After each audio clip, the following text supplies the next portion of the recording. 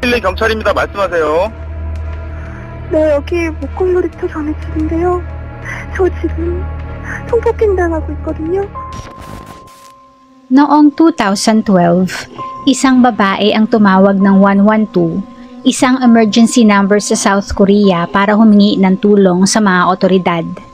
Unfortunately, ang kanyang tawag ay na-mishandle dahilan para siya ay matagpuan kinabukasan na pira-piraso na ang katawan. Ang kaso na tinawag na Suwon murder case ay naging mainit sa mga tao at naging kontrobersyal dahil sa kung paano hinawakan ng mga otoridad ang 112 call galing sa biktima. Dahil kung naging agad-agaran ang naging kanilang aksyon, buhay pa sana ang biktima. Nasa mga otoridad nga ba ang sisi? Tara at ating buksan ang pahina ng krimen ng kaso ng Suwon murder case.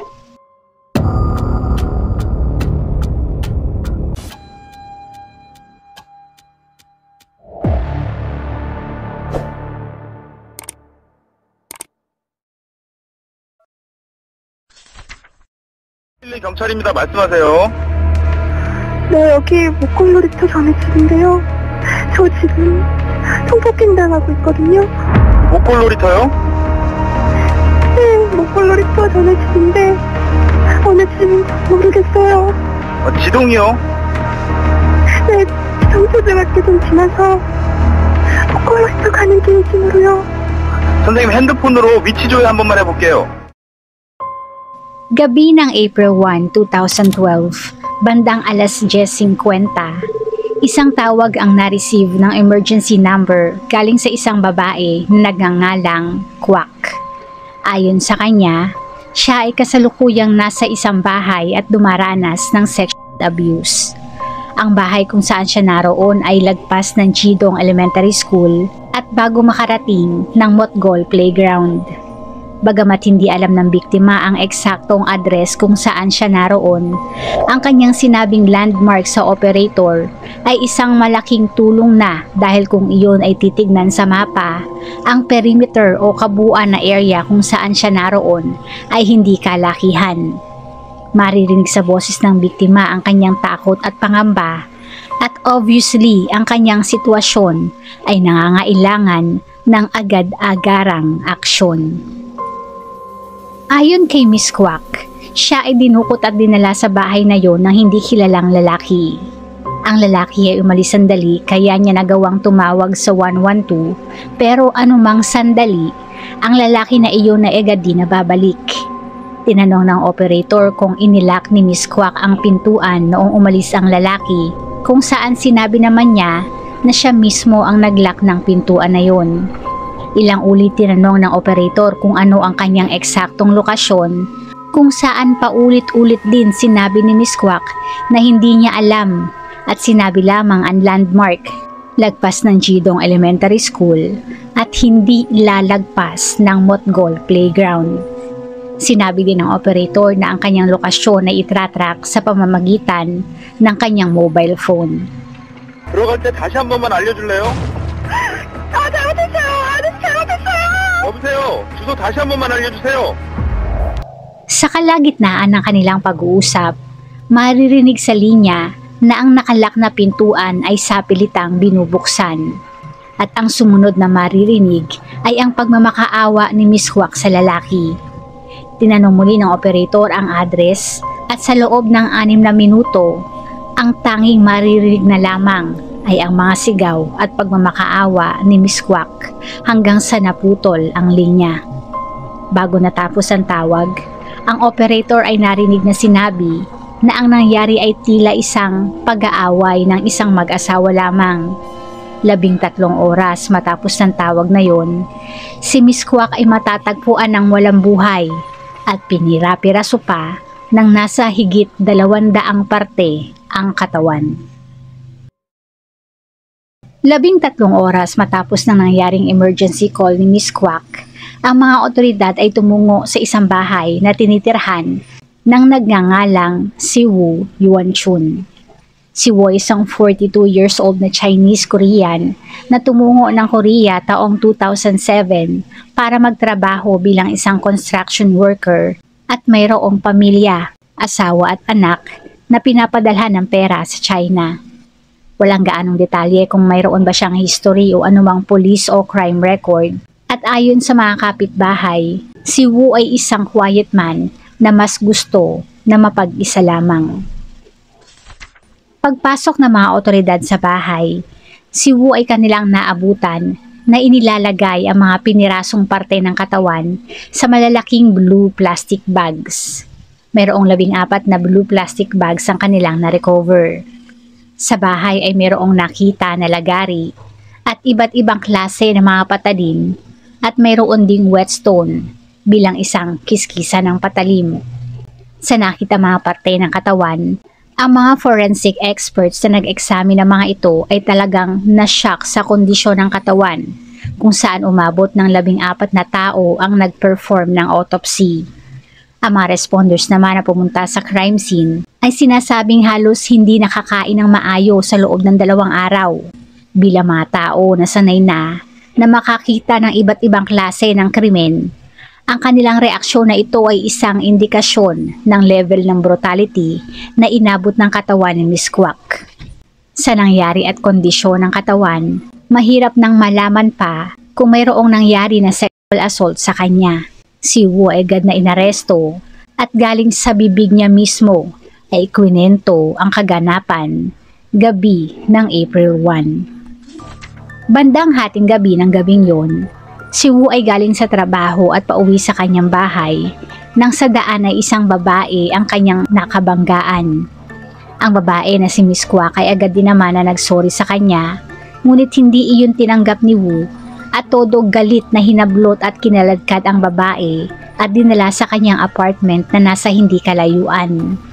Bagamat ang babae ay sinubukan na manlaban at makawala, hindi iyon sumapat at ang kanilang pag-aaway ay narinig naman ng mga kapitbahay.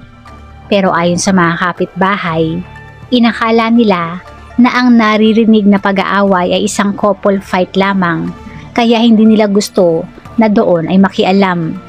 Sa loob ng apartment, sinubukan ni Wu na pagsamantalahan ng babae, ngunit dala ng anumang kakulangan o sitwasyon, hindi siya nagtagumpay. Si Wu ay pumunta sa banyo at iniwan si Miss Kwak sa kwarto, kung saan ay inilak ni Miss Kwak ang pintuan saka tumawag ng emergency number, sa pag-asa na siya ay agad na matutunton at matutulungan ng mga otoridad. Unfortunately, si Wu agad din naman na napuwersa ang nakalak na pintuan, kumuha ng isang wrench at paulit-ulit na iyon ay inihampas sa ulo ni Miss Kwak. Saka sinakalang leeg nito hanggang sa siya ay mamatay. Sa mga sumunod na oras, si Wu ay pinagpira-piroso na ang katawan na nasa higit 200 na piraso. Bandang alas 5 ng madaling araw, nang si Wu ay lumabas ng bahay para bumili ng malaking plastic bags sa malapit na tindahan. Ayon sa clerk ng tindahan, si Wu ay gustong bumili ng large black plastic bag, ngunit sila ay meron lamang na kulay blue, kaya iyon na lamang ang binili ni Wu. Ang nangyaring krimen kay Miss Kwak ay naging controversial, hindi lang dahil sa level ng brutality na naroon, kundi dahil na din sa tagal ng responde na ginawa ng mga otoridad. Ang kanyang impormasyon ay hindi na dinetalye pa bilang malasakit na din sa nangyari sa kanya. Ang 13 oras na pagitan bago ang responde ng mga otoridad ay talagang tinaasan ng kilay ng nakararami. Sa kabila ng landmarks na ibinigay ni Miss Kwak, maging ng location data na galing sa kanyang mobile phone, hindi katanggap-tanggap na umabot ng 13 oras bago nakaresponde ang mga otoridad. Sa ginawang investigasyon, ang pinakamalapit na police station ay isang 7-minute walk lamang mula sa bahay kung saan dinala si Miss Kwak. Ayon pa sa report, mayroong 20 police officers ang on duty ng gabing yon, ngunit ni isa ay walang ginawa para hanapin ang lokasyon ng babae. Ayon sa mga otoridad, ang tawag ni Miss Kwak ay umabot lamang ng nasa 1 minuto. Ngunit iyon ay napabulaanan at lumabas sa investigasyon na ang tawag ay umabot ng higit 7 minuto. Ang 6 na minuto dito ay ang mga hinaing at pagmamakaawa ni Miss Kwak na nagawang manatili sa linya sa pag-asa na ang kanyang lokasyon ay maitratrack ng mga otoridad. Noong panahon na yon, ang mga pulis ay walang authority to track locations at humihingi ng tulong sa Fire at Disaster Management Center para sa GPS tracking. Gayunpaman, ayon sa karamihan, hindi katanggap-tanggap na inabot ng 13 oras ang pag-track sa lokasyon ng biktima. Sinabi din ng mga otoridad na sila ay nag-dispatch ng officer sa area na naka-indicate sa GPS data ng biktima. Pero ang kanilang ginawa ay ang umikot within the 400-meter radius ng cell tower kung saan na-trace ang cellphone signal na nakuha at hindi sa lokasyon na binigay ni Miss Kwak. Hindi nila in-inspect ang mga dark houses at hindi din gumamit ng sirena sa pag-aalala na maistorbo ang mga residente doon at maingayan sa ingay ng sirena. Ayon sa salarin na si Wu, si Miss Kwak ay buhay pa ng nasa 6 na oras matapos ng ginawang pagtawag. Ayon naman sa forensics, ang posibleng time of death ay around 1 a.m. Nasa higit 2 oras matapos na siya ay tumawag. Kung nagkaroon ng sense of urgency o mas naging maayos ang aksyon ng mga otoridad, may tsansa pa kaya na abutan nila ng buhay si Miss Kwak? Sa apartment ni Wu, ilang magazines na may imahe ng hubad ng mga babae ang nakita ng mga otoridad. Ang discovery na ito ay nag-lead sa maaring motibo na siya ay mayroong sexual frustration dahilan para siya ay kumidnap at magdala ng babae sa kanyang apartment para pagsamantalahan. Ang motibo na ito ay nagkaroon ng suspisyon matapos suriin ang nakitang pira-pirasong katawan ng kanyang biktima. Sa ginawang investigasyon, ang katawan ay piniraso in an almost uniform pieces at ang mga organs ay undamaged. Dahilan para si Wu ay imbestigahan na may koneksyon sa isang human o organ trafficking na gang. Ang teorya na ito ay galing sa mismong pamilya ng biktima at dala na din ng ilang inconsistency sa mga pahayag ni Wu ng gabing yon. Ayon kay Wu, aksidente na sila ay nagkabanggaan kaya uminit ang kanyang ulo at nangyari ang krimen. Pero sa nakitang CCTV footage, si Wu ay agad na inatake ang biktima at dinala sa kanyang bahay.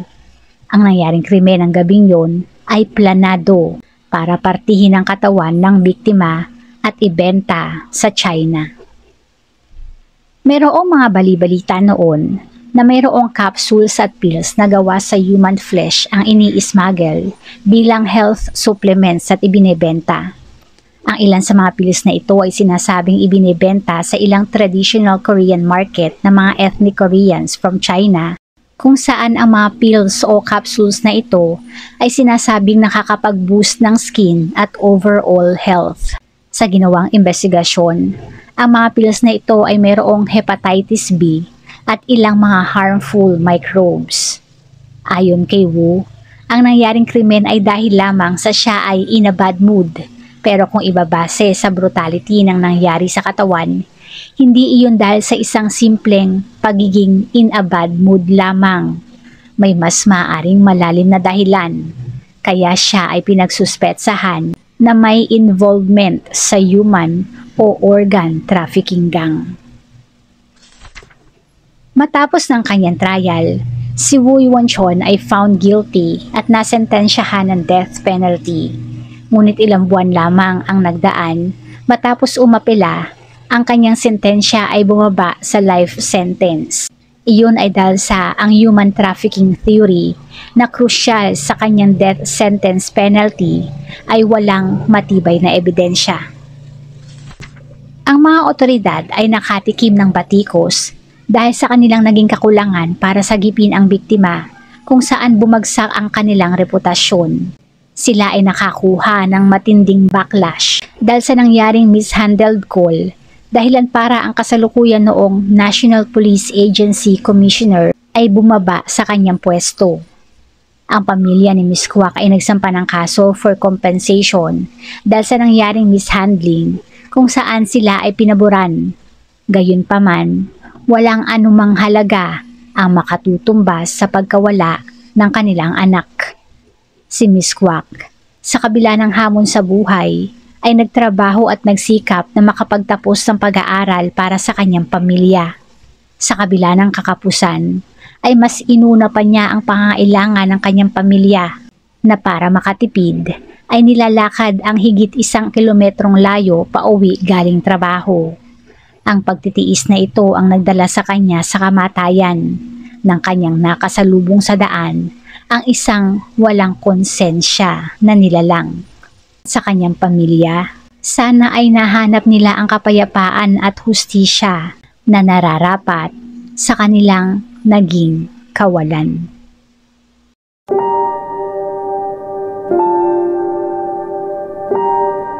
Bago isara ang ating pahina, shoutout po sa ilan sa ating manonood.